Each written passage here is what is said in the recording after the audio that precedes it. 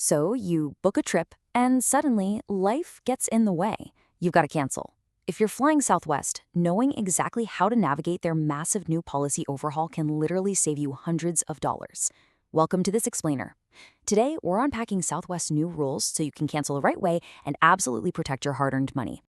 Picture this completely relatable scenario. Let's say you booked a ticket for your daughter to fly home from college for the holidays, but out of nowhere, her exam schedule changes. She just can't make that flight. Mastering this cancellation process is an absolutely critical skill for any traveler, because let's face it, these things happen all the time. And those travel credits, they are incredibly valuable if you just know how to manage them properly. Okay, let's dive into this. We all remember the old Southwest, right? The beloved wanna get away, anytime and business select fares, the open seating, and those amazing flight credits that literally never expired. Well, the new reality for 2025 and 2026 is completely different. We're talking assigned seating and brand new basic and choice tiers that replace the old classifications. And the biggest change? They now come with strictly expiring credits. It's a whole new ballgame. Here is the roadmap for today's explainer. First, the new Southwest fare rules. Second, a step-by-step cancellation guide. Third, understanding travel credit expiration. Fourth, maximizing your travel credits. And finally, number 5, a quick summary and official disclaimer. All right, Section 1, the new Southwest fare rules. You really can't understand the cancellation process without first understanding what you actually bought at checkout. The legendary wanna get away fare? Yeah, that's dead. Southwest has replaced it with a new tiered system. Basic, choice, choice preferred, and choice extra. If you buy the cheapest basic fare, it's completely non-refundable and it gives you a flight credit that expires in just 6 months.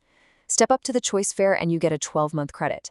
But if you splurge for the higher tier choice preferred or choice extra fares, those are actually fully refundable directly back to your original form of payment.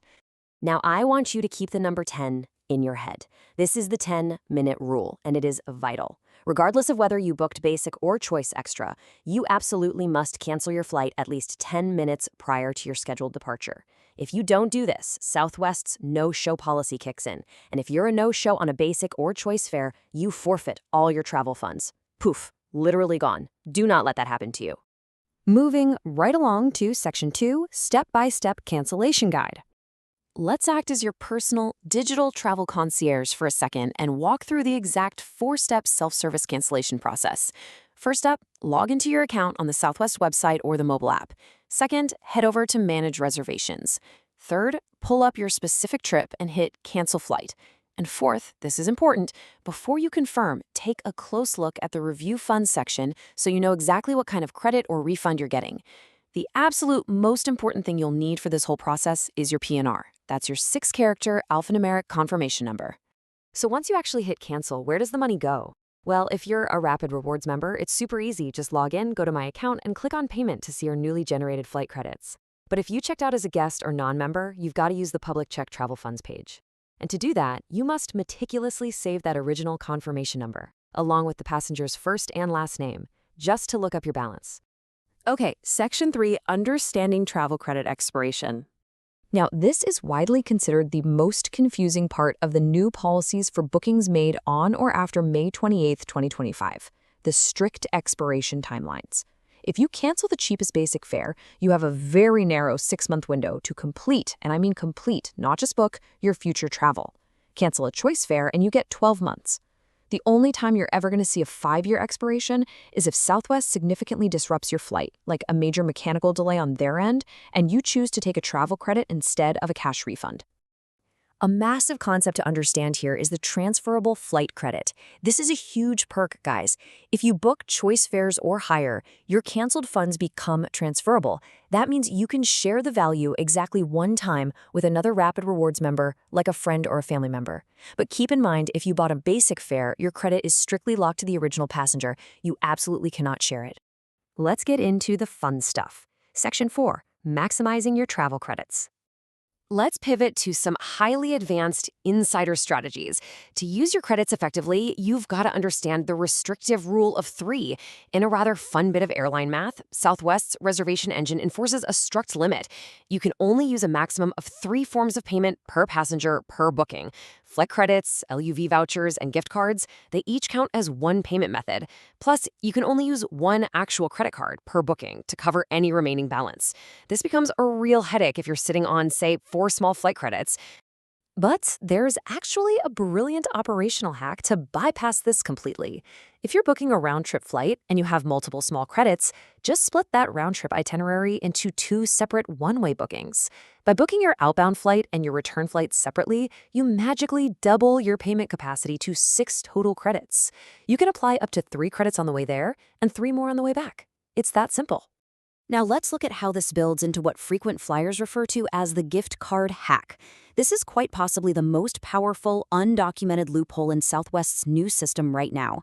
It is basically a strategy to completely strip the expiration date off of an expiring flight credit. So here is exactly how the gift card hack works. Step 1. Book a fully refundable choice preferred flight. Step 2.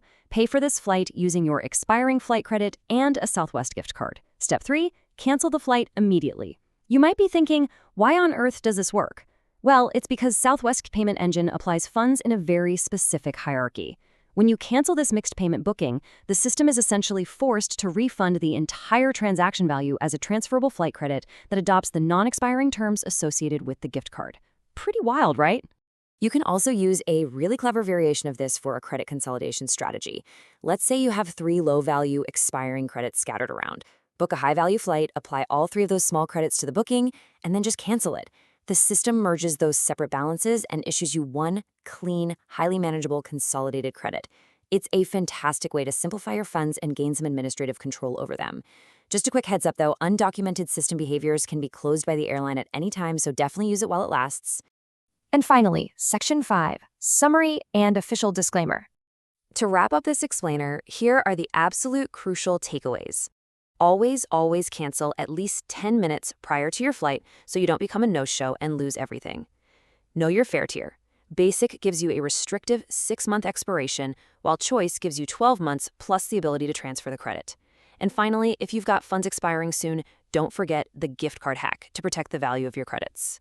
To conclude with a quick professional disclaimer, airline policies change, and sometimes they change really rapidly. Always make sure to verify the latest details, terms, and conditions directly with Southwest official communications or their customer support team to ensure you're working with the most accurate information. Thank you so much for joining me for this explainer. I'll leave you with a provocative thought for your next trip. Knowing exactly how these strict new rules and credits work, are you going to be booking Basic or Choice on your next flight?